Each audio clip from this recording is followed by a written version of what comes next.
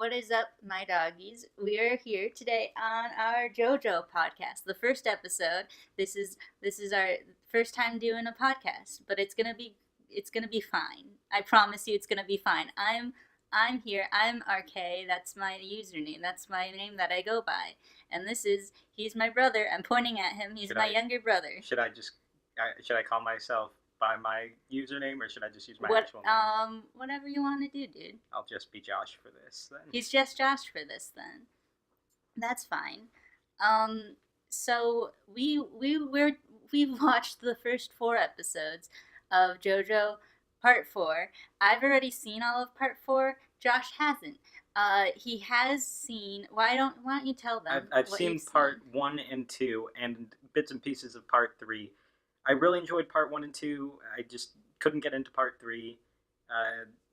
It was kind of a poor intro to the concept of stands in general, and not the best characters or plot. But of what I've seen so far, Part 4, I think better approach to stands. And that's all I'll say about that so far. Yeah, very fair. I've seen all of Part 3. I thought it was fine, but I didn't. It definitely there were parts of it that I enjoyed more than other parts of it. It was a pretty long ride, and overall I thought it was fine. My as far as how much JoJo I've seen, I've read up through Part 5. I'm excited for the Part 5 anime that's coming out because Part 5 is my favorite so far. But Part 4 I also really enjoy. So this is fun watching it over again. It's a good time. More straightforward and comedic part than Part 3. Also, again, like I said, better approach to stands. I think there's a lot more creativity in not only what the stands can do, but like how the stand users use those abilities. Yes, right off the bat, I've written this down, like some really unique ways of using stands. And overall, I've enjoyed most of the characters a lot more than I did in Part 3. I don't think so far any of them have been as great for me as like the characters in Part 2, which is my favorite. But with like pretty much only one exception, I've liked just about every character. Well, with 2 exceptions, I've liked every character in Part 4 so far. Okay, please let me know which characters, because I'm very curious. Well, I'm not... I know we haven't gotten to like hang out with these characters for so long yet, but Jotaro just was never really a fan, and that hasn't changed. And I'm not the best with names. I have it written here. Oh, Koichi. Okay. That's not a fan. That's really funny because I also just don't like Jotaro or Koichi at all. I actually I have my notes pulled up for all the episodes that I've watched so far. There are many parts of these notes that are literally just I don't like Koichi. Yeah, I feel a little bad because he's a perfectly serviceable character. But I don't relate to him at all, and I don't find him very funny or interesting. So, me personally, I have a hard time enjoying his character, but that's fine. I don't really hate him or anything. And Jotaro, also fine. I enjoy him more in this part than in Part 3, but still. I think, in general, the characters so far, not too much time spent with them yet, but I do like them. I think they're cool. I like the Part 4 characters. Josuke's interesting main character. He's a good JoJo. He's a good JoJo. My overall opinion on the first 4 episodes, I remember the first time watching it, I wasn't immediately drawn in. I thought I really liked Josuke's character and I liked where things were going, but I wasn't like super invested in it yet. I was able to like put it down for a while and be fine with that, which changes later on, but I still did like these episodes. I think I thought they were a little bit confusing the first time too, but after having seen the whole thing one time around and now seeing it again, everything makes a lot more sense. Um, which is how things work, I suppose. So maybe we should just go through each episode now. Yeah, sure. Okay. So episode 1. We start off with It's playing a radio, and it's yeah, it does the whole memorial radio. the camera's kind of interestingly kind of gliding around. I noted just interesting opening with radio. Yeah, it's cool because this is where they change up the art style a bit, and the colors are really cool in this one. I really like the art direction in part 4. And then there's the scene with somebody's cooking, and then for somebody else, and then we find out that there's a hand that's like severed, and then that isn't mentioned again in these 4 I was episodes. Also very confused by that. But my immediate thought and what I wrote down is this JoJo or Hunter x Hunter? What a joke. I appreciate that joke. Yeah, so we don't get back to this hand thing yet. Yeah, I was a bit concerned when I got to the end of the 4th episode. I'm like, they still never explained the hand. I don't want to say too much, but obviously we'll get to that at some point, but who knows when. Part of me hoped that they never would, that they just decided to open this part with a random severed hand that would never be explained. Yeah. I would also like to have that. I mean, there are things like that in the series where something is brought up that you think, oh, that'll be resolved eventually, but then it doesn't.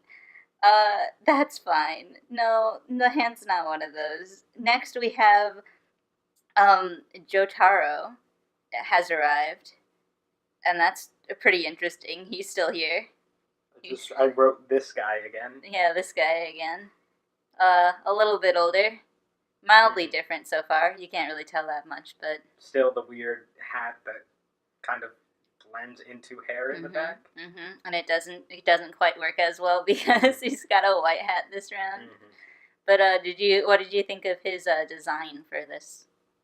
I do think overall I like his outfit in this part more. I think I prefer the white on him. Right. Even though it does look weird with the hair thing, but other than that.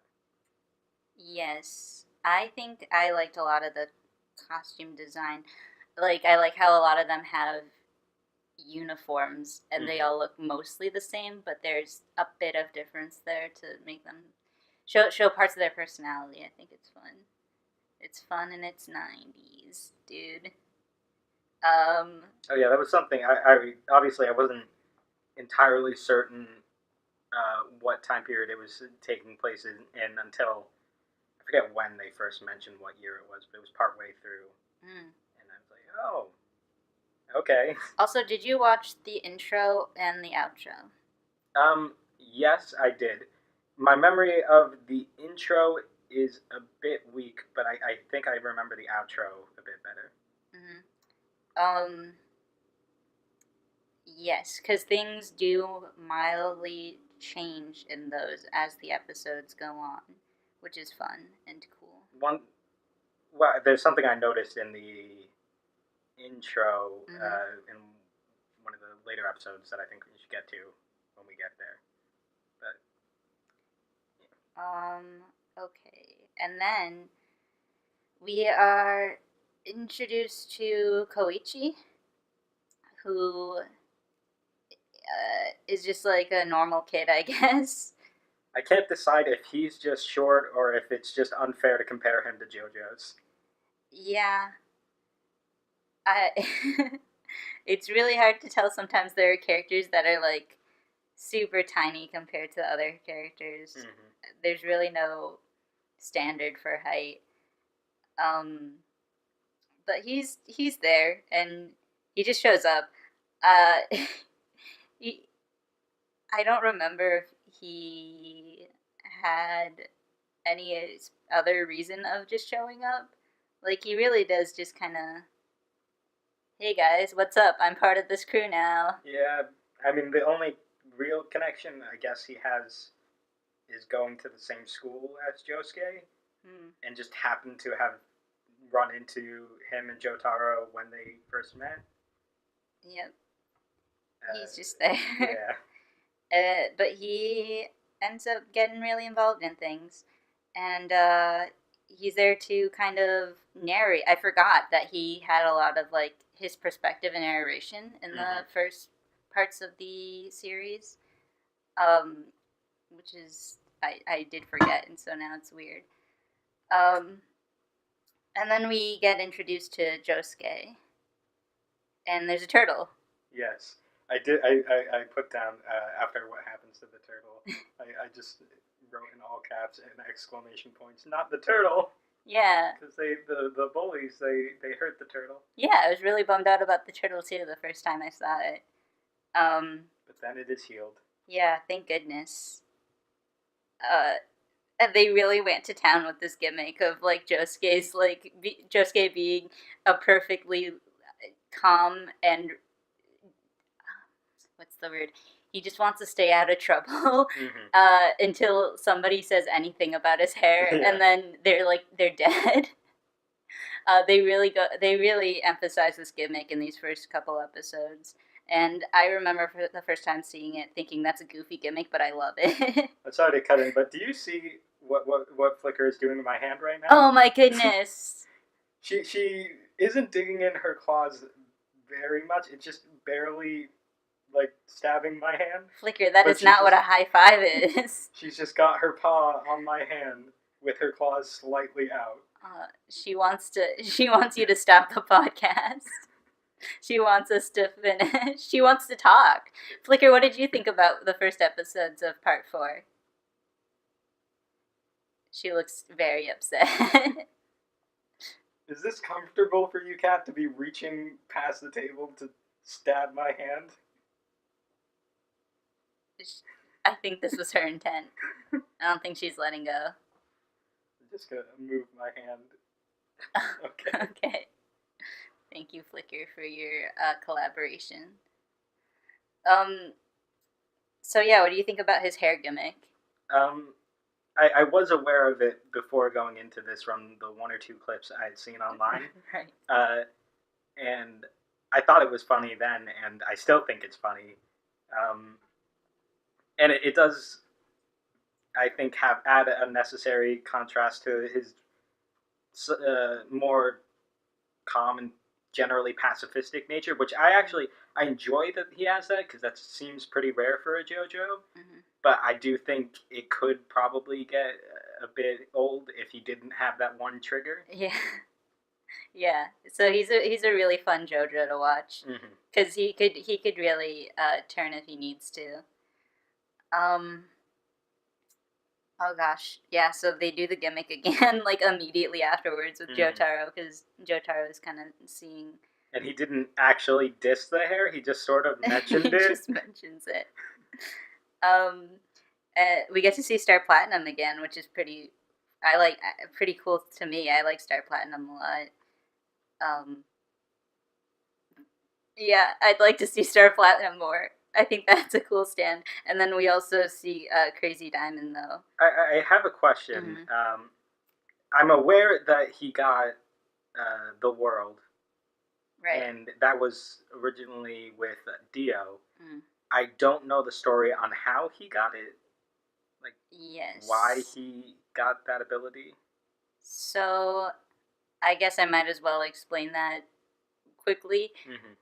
Just towards the end of Part 3, he just realizes that Star Platinum can go so fast that it practically stops time.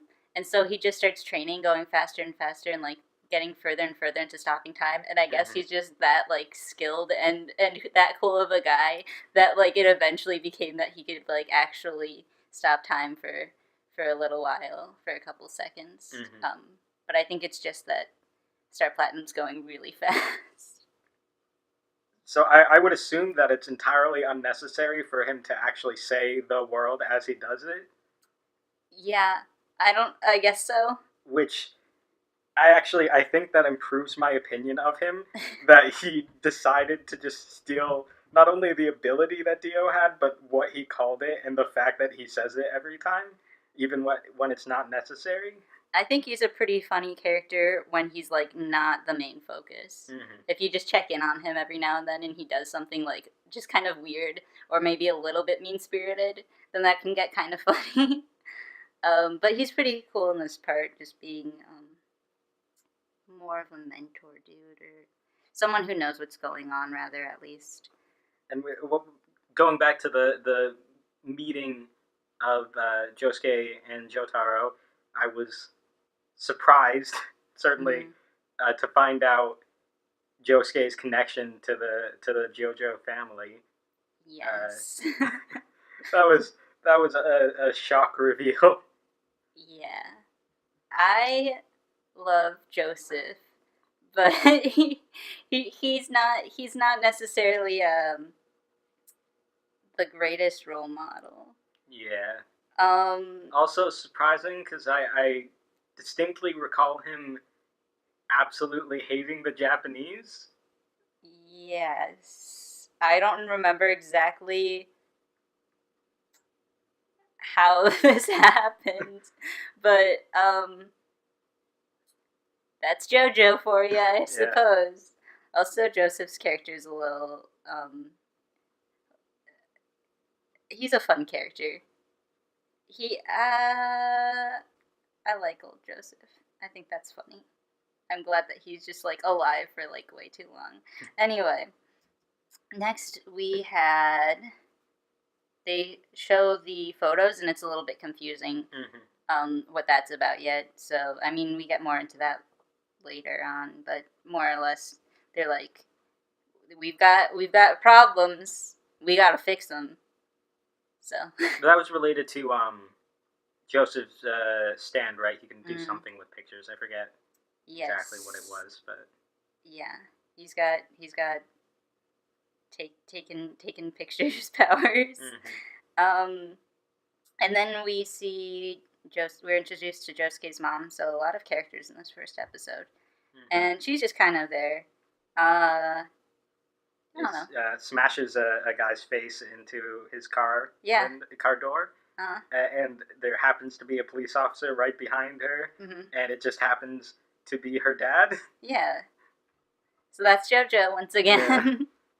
Yeah. I like that. Guys like, arrest that lady. He's like, I'm not gonna do that. She's my daughter.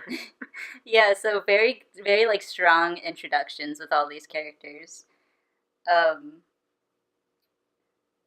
So I just said they really went into the gimmick. Did they do the hair thing again? I forget.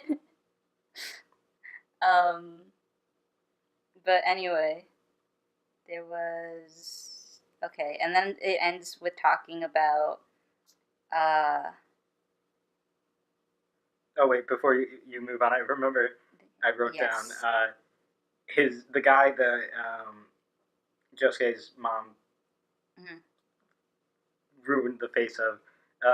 His initial reaction to seeing her was I wrote down, but very pretty, and it was just that threw me off. I died of laughter in that moment. Okay, good. It is, yeah. It's one of those a good comedy. So there was a robbery, right? That happened in this episode. Did that happen in this episode? Yes, that was in this. And they show the stand. Yeah, the aqua necklace. It was in his mouth, I think, and then it slipped into the sewers. Yes. But more importantly, okay, so that's it. That was the thing where that's why I wrote down that they really went into the gimmick because they did do the hair thing again. Yes.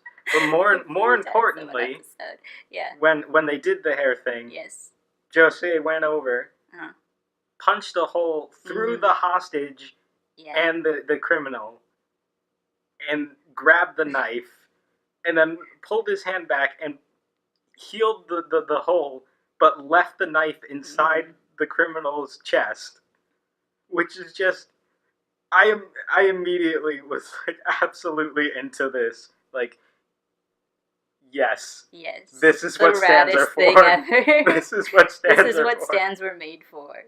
That was like the raddest move in the. Oh goodness! And there's just so many like cool things like that throughout the series. Crazy Diamond's such a cool stand. Mm-hmm. There's so many potential uses for it, and there are a lot of stands like that are just like very versatile and cool, which I really appreciate. They really like upped their game with stands in this part. I find it hilarious though that so far his go-to move is punch hole in chest, then heal immediately afterwards. Yeah, he likes to get a little creative. Mm-hmm. But yeah, that was a really cool way to end the episode. And then that brings us into episode 2. Was there anything else with episode 1 you wanted to mention? One thing is, there was an old lady in the crowd during the hostage scene that was way too into the situation. Yeah. Like, she was just so excited at the hostage scene. Yeah. She not the appropriate reaction. Was there anything else? Well, I had noted, going a bit back to when Josuke got mad at Jotaro mentioning his hair, there was a lot of like girls there that were talking to Josuke, and I thought in that moment, has there been a JoJo that wasn't popular with women? I don't think so. I mean, Jonathan only ever really interacted with one woman in that. But that was like the only lady like in the entire like part anyway. Yeah. So that's like a pretty decent ratio. Yeah. And obviously we've seen Joseph's track record. Mm-hmm. I vaguely recall a similar situation with Jotaro as to what happened with Josuke in this episode. Mm-hmm. Just a bunch of random schoolgirls. Mm-hmm. I can't speak for any of the future parts, but I mean, I wouldn't be surprised if similar things happen to the other JoJos. Right. Well, I guess. But to be fair, what it is to be a JoJo, they are like peak. What's the word? They're, generally speaking, their bodies are like near inhuman. They're very well trained looking. Yeah. And they have very main character personalities for very obvious reasons. So it would be funny to see a JoJo who had all those things, but just for some reason was super unpopular with women. Yes, I have only gone through part 5, so I can't say about the further parts. So episode 2, right? I have a picture from an early part of episode 2. Mm-hmm. I don't know. Take a picture. Yeah, I can describe it. It was with what's his name, Angelo, the first villain here. When he's right at the beginning, he's disguised as a milkman, and there's when Josuke's mom goes to talk to him, when he initially turns around and looks at her to talk back. I took a picture because my computer, or the video I was watching, froze in this moment right before he spoke, and it was just the look of his face. Yes, that's a very creepy thing. Right before he spoke, it's just absolutely hilarious. But also, like, it's on the crossroads between creepy and really dumb. Okay. Yeah. Yes, the faces in JoJo are pretty iconic. My first note for the episode is that a doggy has died already. It's the very start of episode 2, and already JoJo has taken away a doggy from this world. So that's a little unfortunate, but also not surprising for the series. I was pretty. You know, I had forgotten, because it's been a while since I watched JoJo, how gory it can get. Yeah. I was thoroughly. I mean, obviously in the previous episode we got Josuke punching holes in people, but I was thoroughly reminded when Angelo bites the head of the dog off and then just chomps it right off, spits it into the owner's mouth. Yeah. That is messed up. Because the style is a little bit softer this part, and like the tone is definitely a lot more lighthearted. Mm-hmm. But then they still pull things like and this. And you know, I did note JoJo does that sort of thing where they have that just Saw level of gore. Mm-hmm. But unlike Saw, which really plays it up as like the super shock value that it is, JoJo treats it like any other anime treats normal fighting. Yeah. Like it's just a normal part of JoJo. It's part of the world. This is just what happens. Like regular punch in Dragon Ball is the equivalent in JoJo of rips your arm off and slaps you with it. Yeah. JoJo can get pretty intense. And then my next note here is that we see the intro, the theme. How do you feel about the theme song? The first theme song. What do you can remember? It was generally enjoyable, but obviously it didn't really stick with me. It didn't stand out that much. I did like the animation in it. I do remember the characters dancing in a certain way that kind of vaguely reminded me of Italia. That's fun. Specifically, I think there's like a thing with like Italy dancing that just it triggered my memory of that. But you know, overall, I'd say the intro was definitely good, but not like didn't stand out too much to me. Right. I also think I like the colors a lot. The intro right now it seems a little slow, honestly, because there are pieces missing from it that will be added as the series goes on. I do like this intro, but it's of course not as iconic as some of the other JoJo intros. Mm-hmm. And we will be getting a few different themes throughout Part 4. And I thoroughly enjoy the last one. But I think this one's pretty good. I think it's fine. It's one of those where the more you listen to it, the more you think about it. And then you're like, that's fine.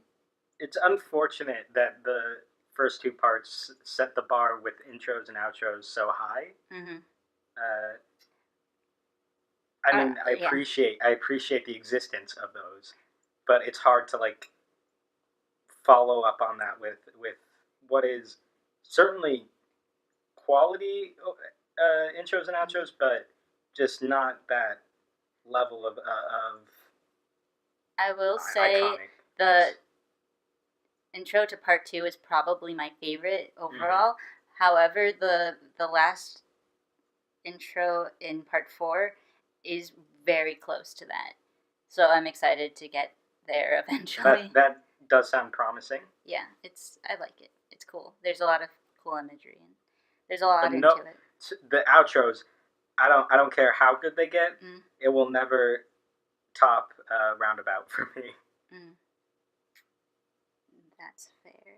Because I just enjoy that song outside of the anime. It's just a really good song. Okay, so the next note I have for episode 2 is that Josuke's mom drinks the stand. So how that happened was she just drank it. I don't know. Yeah, she made coffee, I think, and then she used like some of the water that was like from the sink, and then it slipped in. Yes, and then Josuke is like, "Oh no!" But also, I got this. I'll just punch a hole through her. It's fine. I'll just do the cool thing, and then he does the cool thing. But then I have my next note after that is that the stand escapes. Do you want to say anything about this whole part over here? I was surprised by Josuke how quickly he handles the situation. And if I remember correctly, it escapes through pretending to be I forget what it was, like a whiskey or something, and then the grandfather goes to drink it. I wrote Gramps Deb. I think I just misspelled that dead. And then I said monologue E. So I guess there was a lot of talking in this. Yeah. This part. Yeah. I think there was a lot of like addressing Angelo's backstory because they reveal that it just so happened that the grandfather cop was the cop who arrested Angelo the first time he ever was arrested, and so he has that like super personal vendetta against this family. And he's also like, I know everything about you. I know exactly what time and what drink you enjoy. And he kills him. He's dead. He's dead. And then Crazy Diamond can't heal his wounds. Well, it can heal his wounds, the wounds, but he can't bring back his life. Yeah, just it makes it a more presentable corpse for the funeral. So yeah, well, so we get our first personal death here. There will be many more. Oh, I noted the narration over the funeral was kind of messed up. How it like kind of talked about almost like forgetting it or like moving on. It mentions like the grandfather's clothes. How the mom would try to keep them, but eventually they would be like sold or moved out or something, and then it'll just be forgotten. It's very kind of morbid or dark unnecessarily. It's very weird because they present this as if this grandfather character was very active and part of their lives and would consistently interact with both the mom and Josuke. But he is, I can tell you right now, they do not bring him up very often throughout the rest of the series. More or less, I guess they did sort of forget about it. Not entirely, but more or less.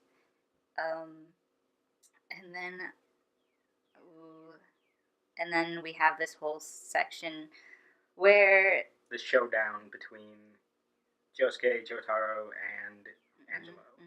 And he's really scoping out the scene. He's got a plan going, but they can't quite figure out what he's up to until it starts raining and they realize they've been trapped. Yep. And there's water everywhere. He gets in. He turns on all the sinks, the bathtub, everything. Everything. What's it called? The thing with the moisture in the air? Yeah, it might be a humidifier. I think that's what it was. But yeah, he can get in any kind of water vapor. And then he's really excited. He's like, I had this really good plan, and I got you. But the whole time, Josuke's kind of like, this is fine.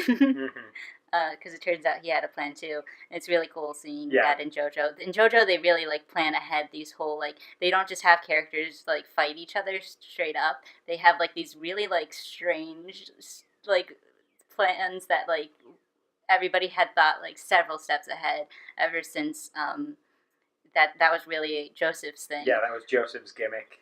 But they sort of pull from that a lot in part 4, and it's very entertaining. It's good writing. That's good writing. Yes, I did write down the trick with the glove that Josuke had torn up and swallowed was really cool. Like that whole concept of I can just swallow a bunch of pieces of a glove, and then when he goes inside my mouth and tries to like take over my body, I can pull out the pieces, and as I'm pulling it out, reassemble it with my stand, and then trap his Angelo stand inside the reassembled glove as I'm pulling it out. So that was pretty cool. Josuke, this whole like fighting everybody like with other stands is like a kind of new thing for him. Mm-hmm. So I'd like to imagine that everything that he's doing in these past 2 episodes are something that he's been thinking about a lot. Like if I ever actually get into like a really big fight, here's the strange things that I can do with my stand. How long has he had the stand anyway? I don't remember. I think he probably was like, I mean, the way he acted with it, it seemed like he had it for years. Yeah, that's true. I don't remember them. Oh, I think they might have said after he got, like, they mentioned him getting, like, mysteriously super sick. Right. I think they might have said the stand manifested after that. Okay, they do bring that up again. Mm-hmm. That would make sense. That would make a lot of sense. So he does seem a lot more comfortable with his stand right out the gate than Jotaro had been. Because he, if I remember correctly, had just gotten it when Part 3 started. Yeah, but it was a really good stand, and he learned fast. Okay. So my next note is only that he hits him into a rock. Yeah, he turns him essentially into like a statue. Uh-huh. And the implication is that he's still alive in there, but there's no way he's still alive in there. How could anyone be alive in that situation? I know it's JoJo, but come on. Yeah, somehow they like formed into a new sort of creature, but also like a popular sort of monument for the town, which is a gimmick that they'll pull here and there of like weird things in this town that are like things you can visit, even though they're like really creepy and weird and like you shouldn't be excited about it. Yeah. But yeah, that's pretty fun. He like really, this is a villain that really taunts them, and they it doesn't work at all. That's all I have for this episode. As a final side note on Angelo, they, he was the most notorious evil criminal in all of Japan. That's setting the bar pretty high right out the gate. Like, you guys are dealing with one of the most vile, murderous people in your country, and he's got a stand that's like super effective and super dangerous. And they handled it very well. But the point is, they had to deal with some extreme situations very early on here. Yes, so it's definitely at least hinted at right off the bat that there are going to be a lot of different people that the first half or so, maybe a little less, I don't remember, of Part 4 will be focused on. Like, they'll have many different foes to defeat and things to uncover and trails to follow. And they started off pretty interestingly. I thought the whole thing was really cool, but also I remember the first time seeing it thinking it was like the fights were really like interesting and clever, but Angelo and the stand I thought were a little unmemorable at the time. I don't know. I think there are some cooler, a little more unique because I think those were pretty cool and a little bit unique, but it gets a lot. It does get better. There's a mix in there. But I think from the perspective of the world of JoJo, he really doesn't stand out much. But if you look at him, and they really do paint him more as they when creating this character, they take more of a real world stand at explaining who he is, and I think if you do picture him as just an actual person, that really goes a long way to making him more memorable, because you just think, this guy is just like actually the worst person ever. Yes, he eats doggies. and is just the most, like, what didn't he do? They list off so many terrible crimes. Yeah, that's definitely true. But yeah, overall, that's fine. That's a fair start, and it gives you room to add on as you continue. Should we move on to episode 3? I'll say one last thing on Angelo. You know, generally speaking, if you're not like introducing, usually you don't introduce the main villain right out the gate, and you start off with some smaller stuff. But I think as far as the smaller stuff goes, he was pretty good. He was a pretty enjoyable starter villain. I definitely don't have like complaints about it. I was entertained. Oh, so episode 3 starts off, and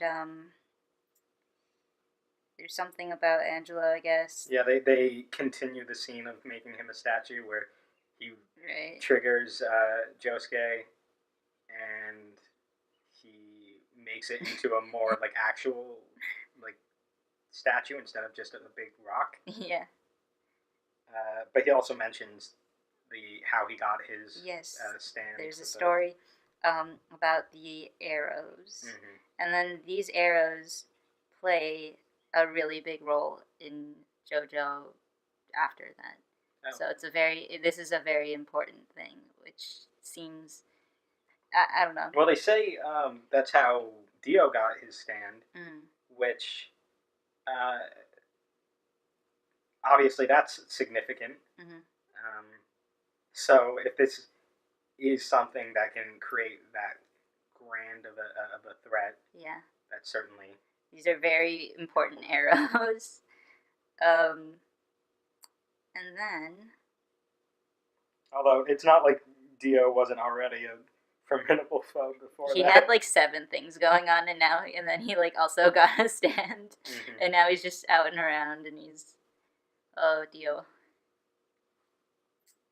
I don't even remember what happens. I don't know if they ever explained it, but I was confused by the fact that he had Jonathan's body, which, and he gets a stand, which I don't know if they ever say whether or not the stand was technically based off of Jonathan's Hamon or something more in Dio's powers, but stands are based in Hamon, and Dio was a vampire, and they're supposed to be like instantly killed by a Hamon. So how did he not? How was he able to have the body of a Hamon user and the stand? There's a lot to JoJo, and I don't remember if they explain it or not. Yeah, that's a weird contradiction, I think, there. That it's like, that should be killing him. I don't remember if that was explained. But anyway, it's not important to this episode. Yeah. Just something I was confused. But it's just fun that there's so much to consider when thinking about JoJo. There's so many ways to be powerful, I guess. Yeah, the next note I have is just that they introduce this really scary house. Yep. And they're like, this is a scary house. Why is this here? No, I noticed they don't focus on it much. But it seems like the archway on the sidewalk is important. Okay. At least when they first. I mean, everything kind of starts when they walk through it. And it looks like it kind of paints it as if they kind of went into an alternate dimension or something. Yes. So that's interesting because I forgot that happened. And I guess I don't know if that is important here. It might be, and I just wasn't paying a lot of attention, but that definitely parallels to something that happens later. So that's interesting. Yeah, because I right out the gate, it seemed weird that there was just this big archway over a sidewalk, and they didn't focus on it much, but they did seem to be implying there was something important about that spot, and maybe it's just the fact that it's where the house begins. But at least for me, it seemed like they were hinting that there was something specifically about that archway. Yeah, I remember the first time seeing it being like, that's weird that they this isn't familiar to them. But it's just a spooky house. And then my note next to that just says Koichi dies, which, I mean, I guess isn't true, but he seems pretty close to being dead. I remember, like, the first time seeing this, I wasn't, like, a huge fan of Koichi right off the bat, but, like, thinking, is somebody gonna help this kid? Because he looks very dead. He's just, because he's so small, and he doesn't seem very powerful at all, and it seems like he would be dead. Like, his head might pop right off. And this is really mean, but I also wrote, Okuyasu tries to save us from Koichi. I don't know. That's the intro, and they sort of introduce us to this Okuyasu character and his stand the hand. Yeah. Yeah, and they also what was it? Oh yeah, I did note the whole essentially teleporting of the hand was really awesome.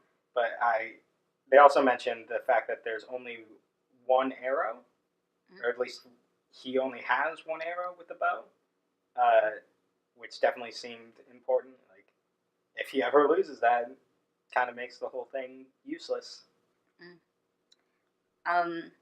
So what do you think about Okuyasu and also his stand the hand? He's definitely. I appreciate that he's like very honest and straightforward about his own stupidity. He's just like, you're going. I think it's something along the lines of, you need to explain it to me and say it slowly and simply because I'm too stupid to understand it. Yes. In a note that I have for the next episode, I just wrote down, Okuyasu is not a smart boy, but he is a good one. I think, well, I do have a question. What exactly is going on with the lines in his face? He's just cool. He's just really cool and, like, rowdy. And that's your explanation for there being lines in his face? He's really cool and rowdy. Okay. He's like a weirdo rebel, but, like, in a cool and rowdy way. And so he's got lines. Yeah, okay. That just gave him lines. Yeah, pretty much, more or less. I did notice he was in the intro, and I didn't notice it until episode 4, and you did say they add bits. Was he in the intro in the previous episodes, and I just didn't notice, or did they add it? I think he was, but I forget, because I remember being confused like that, too, when I saw it the first time. I was like, oh, yeah. Because you wouldn't really take notice until they introduced the character. Yeah. I definitely didn't, like, initially think he was going to be a very important character, and then, you know, by episode 4, I guess I was starting to realize, like, oh, there he is. Yep. Speaking of episode 4, I absolutely love the other brother's stand. What was his name? Do you have it in your notes? I don't think I do. I have the stand's name, but I don't think I have the brother's name. I can't remember. They might just refer to him as his brother. The stand's name was Bad Company, but I wrote it down as Dad Company by mistake, which I think is a better name. This is my stand, Dad Company. I love that stand so much. Yeah, we could probably talk about episode 3 and 4 together since they're more of a two-party thing. I do want to get back to, though, just the hand, because what a spooky stand. Oh, yeah, like, he'll... The noise, dude. Oh. The little whoop. Yeah, that. I thought it was... Well, I was just really into, like... I thought it was really cool. Yeah, that's a lot of potential. Yeah, just... That very spooky. Forced teleportation. Yeah, forced teleportation, and then also, like, anything it touches, it's just gone. Yeah, that is crazy. It just disappears, replaced by just, like, literally space. Yeah, void. That's, like, a cool concept. Mm-hmm. That's, like, very terrifying to me. And he just doesn't know where it goes. It's spooky. It's cool. It's I don't know. I think these stands are really neat. I like that he openly admits that he has no idea where it goes. Yeah, it's really funny seeing, like, he's got such a, like, cool and powerful stand, and, like, for the most part, everyone gets very clever with their stands, and then he's just like, I'll use it to punch you. Punch. I know those two. Yeah. So yeah, if he was a little more clever, maybe he could do something really cool with it. But it's so in character. It's so funny that it's in character that it's, like, fine. Yeah. Because everyone else is being clever anyway, so it's just... With Josuke having the, whatever it was, like a potted plant or something, fly at him. Yeah. Which I feel like that same concept, and maybe they do this later, but he could easily use that sort of feature of his stand against opponents. Mm-hmm. Like, have objects fly at them instead of him, like, position it like that. Mm-hmm. So maybe he learns from the experience. I know he's not really the type to do so, maybe but maybe. Maybe his character will develop. We'll have to see. Yeah, and then that's a whole fight thing, and then Koichi gets stolen. Dragged inside the building in a really hilarious fashion, just, like, creepily dragged inside the building. And the whole time I'm like, my goodness, this is not my favorite character, but they really are, like, not paying attention to the fact that this kid is, like, he should be dead. Oh, I said so many times in my notes, why is he not dead right now? It's a miracle that he isn't deceased. And they keep forgetting about him. It feels like I don't really know exactly how much time is passing, because JoJo does the whole, like, monologue, but it only took place in, like, a half a second somehow. Mm-hmm. So it could just be that it's been, 2 minutes, but it definitely feels like it's been a while, and they just forget about him every now and then. But I certainly appreciate focusing more on bad company than Koichi. Yeah, and then we see that Okuyasu gets his head all shot up from... Which, that looked crazy. Brother. Like, it made his face... like they were just holes all over his face. Yeah, I don't know. I thought about this a lot, and I'm like, I don't know exactly what that would feel like. That'd be so weird. That'd be like something akin to, like, getting, like, nails, like, through your... That's about how like, wide it was, just all the way through. But, like, so many of them. Yeah, almost like acupuncture, but, like, very quick, forcibly into your face. Yeah, like, I don't know. It happens to Josuke, like, in his same hand, like, twice. Yeah. And I'm like, I don't know how bad that is, because it seems pretty bad, but also it's hard to gauge in JoJo. Yeah.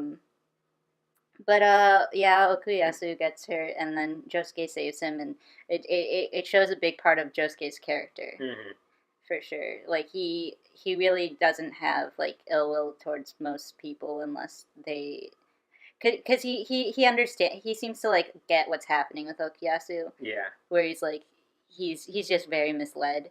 He's not that bright. I mean, he's fine, but, like, he is being misled. And I think JoJo's are, definitely can be pretty kind-hearted in the past, but I feel like usually they wouldn't be nearly as understanding with, especially someone they fought against. Yes.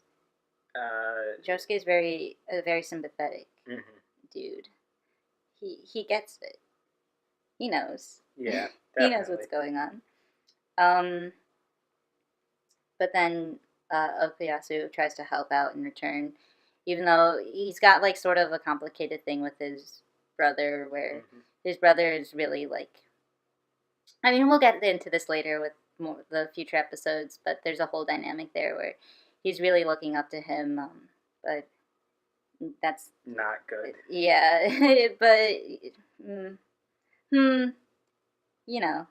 we'll get into that. Now let's get into the awesomeness that is Bad Company. Bad Company, yeah.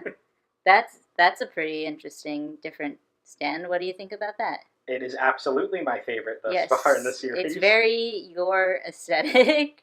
I've said before, this is going to sound crazy, but me and my friends talk about what we would do if we had like ultimate power over the universe, like if we could do literally anything.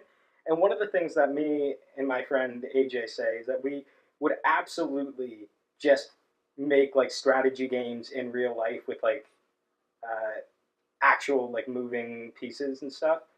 Um, and we would have them like fight on Battlefield. And this feels like a similar situation where he just in real life controls like a toy army that have real weapons, and it is just there's a lot of explosions happening, and it's pretty cool. And he's he's actually coordinating the attacks. He's not just rushing in there with like everything he's got. Yeah.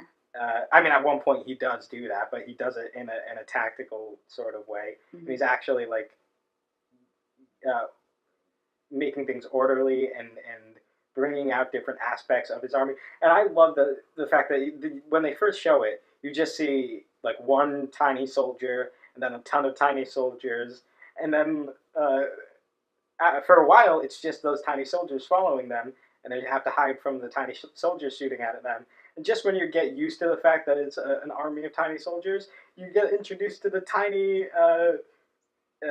attack helicopters and tiny tanks that he has. It's like, oh my god, that's actually a thing. He has tiny Apache helicopters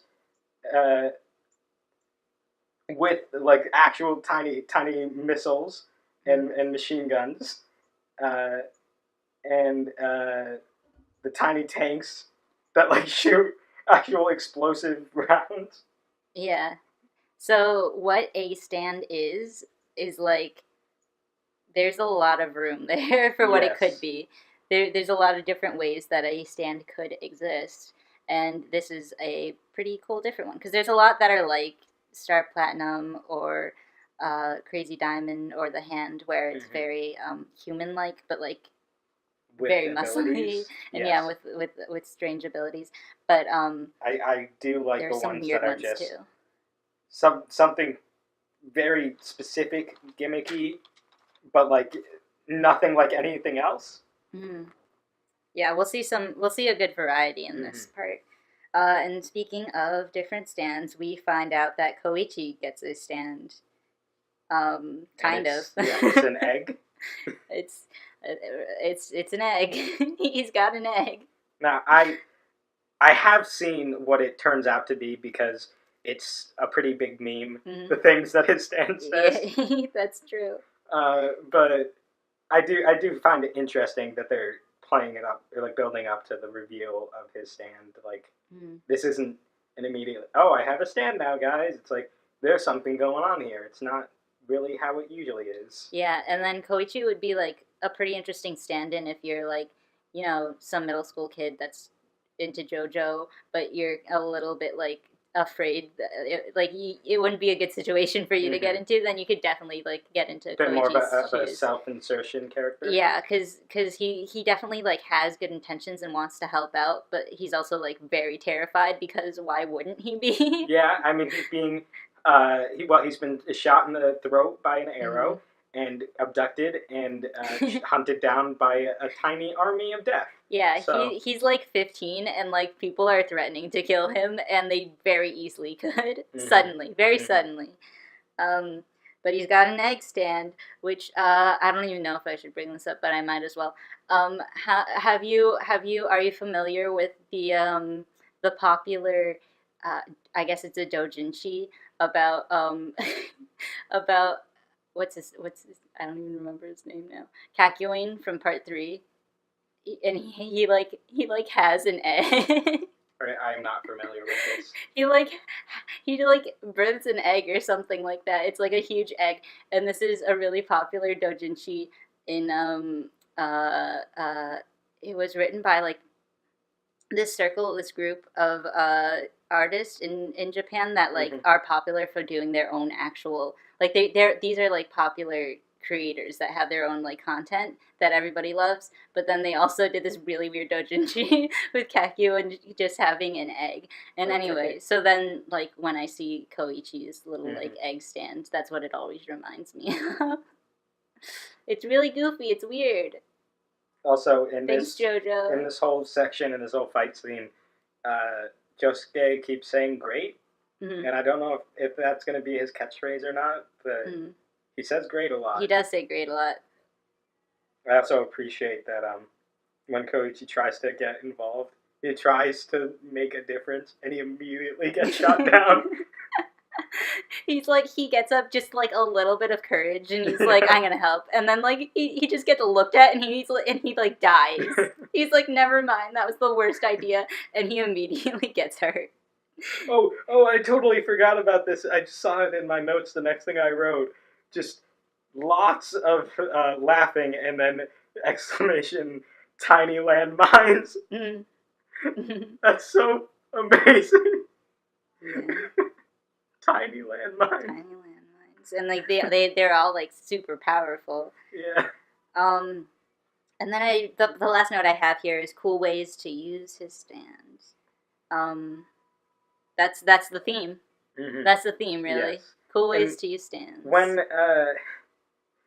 Josuke does win, it's cool that he reassembles the already exploded missiles. Take notes, because I've done this before. It's very impressive. It was a very cool way to solve the situation. But I wrote here, he was getting shot at, and these things seem to travel at basically an equivalent speed to like actual guns and stuff. So, how is it that he could have the missiles finish assembling, then turn and launch at the guy and hit him before any of the already shot bullets reach him? Also, even if the missile just barely beat out the shots going to Josuke, I would assume the effect on the stand user, the implication is that once he hits the stand user, him getting, I guess, knocked out or killed, I don't know. They don't really say what happens to him, but causes his stand to go away, and so that Josuke doesn't get shot. But I can't possibly believe that it would happen before Josuke gets shot. Yeah, I'm sure it didn't. I'm sure like what happened was like Josuke was so cool that the brother character was like, slow this one down to see what's gonna go down. I want to know it's what. I know I shouldn't really be applying this level of realism to a JoJo fight, but it bothers me. Yeah, might as well just think about the details of playing. Like I'm sure in like the manga, everything is you don't really pay. That's a big thing in the manga. You just sort of read at your own pace, so things can happen. Like pages can happen immediately in your mind, but in anime you have to time things out because it's something that you watch. So there's a little bit of a difference there in translation of media, which is interesting. But still, that's a small gripe with an otherwise just absolutely amazing concept, and the whole fourth episode I just loved pretty much all of it. It was one of I honestly I would say it's one of my favorite JoJo episodes overall, including my favorite parts 1 and 2. Well, I am very excited for you to keep watching the series because I adore the second half of, especially like towards the end of the series, so much. I love the whole like ending part of part 4. It's so one of my favorite animes. So that I'm excited for you to get to see that, and I'm glad that you enjoy it so far. Do you have any final thoughts on what we've seen so far? And then after that, we get to talk just quickly about what you think is going to happen, perhaps.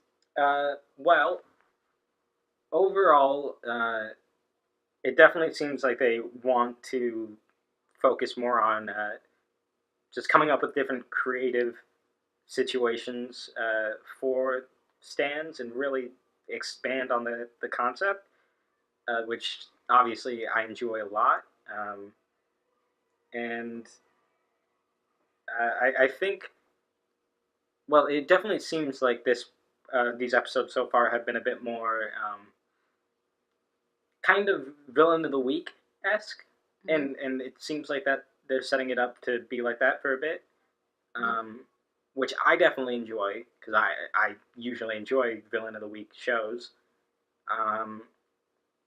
and you know that sort of not so much focusing on a big overarching plot that keeps developing, but spending more time on just here's one situation that we've thrown our characters in. Let's see how they deal with it. A very cool way to develop characters and get to know them in all different sorts of situations. And speaking of the characters, I've enjoyed most of them so far, which is good. You know, I don't have to enjoy all of them. I think it actually helps to have at least one person that you don't like, because you can channel all your frustrations on that one thing. That's fair. And it just kind of raises up everything else as like, well, this scene doesn't have Koichi in it, so I'm enjoying it more. Yeah, I feel really bad to anybody listening to this who's like a real Koichi stan, but like I'm gonna have a fun time like talking to you about how Koichi's just a little bit of a coward. Yeah. And a fool. No, Koichi's fine. I don't like him. You know, his flaws are perfectly understandable, and there's nothing wrong with him having them or being like having to deal with them in the situations that he's thrown into. But it doesn't change the fact that I'm gonna hate him for it. There are characters later on in the series. I won't give away anything here, but there are a few characters that I like and then they like Koichi. Like they get along with him really well. And they're like, "Oh, I want to hang out with Koichi today," and I'm like, "No." Why would you? I trusted you to be cool, and now this. Great. That's fine. I'm glad somebody likes Koichi, so I don't have to. Part of me wishes that his stand was literally just an egg, and it never That'd changed. Be really good, honestly. It did nothing. But he still like tries to figure out how to use this egg stand. Like he can like fool people into thinking it's like something interesting, or like he can throw it at people, I guess. That'd be fun. I don't like his stand so much either, but we'll get into that later because it hasn't shown up. Yeah, I'm not sure how it's going to be as an actual thing in a show. It's pretty interesting when it gets used in a cool way, but also like I don't vibe with it that way. That's fine. We'll get into that later. So just any more future hopes or predictions? Well, I'm not sure if Joseph comes up again. I would assume that he probably would, because obviously he's still around, and he has, you know, reason to want to potentially interact with Josuke. Can we briefly mention that like Josuke's mom gets like really stoked about seeing Jotaro because she thinks he's Joseph for like so long. Yeah, in what world do you believe that Jotaro is Joseph? You never even saw young Joseph. You knew him when he was an old man. How do you make that mistake? and she acts like she doesn't even like quite believe, like she knows that he's not Joseph, but she's like, he's like almost Joseph. But that's good, because I really like Joseph, so I'm like, that's fair. She gets so excited. But no, it is kind of funny to see Jotaro have to deal with that situation, though. Yeah, he like kind of put himself for it, though, because he just kind of showed up, and he was like, hi, here's the deal, I have to be here now. Anyway, sorry to interrupt. What were we talking about? Well, I was just saying I hope to see Joseph again. But how old is he now? Goodness, he's like, what, 80 something? Yeah, he was a young man in World War II. Like pre World War. Yeah. Just when World War II was starting. So. Yeah, he's like 80. And this is in 1999, they say. So. Yeah, wow, he is old. I mean, good for him that he's lived so long. Yeah, I won't comment on that so much yet, but I like Joseph. I enjoy his character. I think it's interesting how he changes from how he was in part 2 to part 3, and that he kept some of his personality, but also, he grew up more. Yeah. So, hopefully we'll get to see him, but we'll see. Joseph. Anything else? I hope that Koichi continues to fail at everything. Well, we'll see. I guess that's that. I also want them to at some point address the lines on Okuyasu's face. Yeah. We'll see what gets addressed and what doesn't. Next in the next coming podcast episodes. So next time we'll be watching the next 4 episodes, so episodes 5 through 8, and we should be able to get that done within the next week, right? Yeah, probably. Yep. Okay, so next week, tune in, folks. Tune in. Next week we'll be doing recording the podcast for the next 4 episodes. I'm excited. I'm excited. JoJo's part 4 is one of my all-time favorite anime. Might be my 3rd favorite, I'd say.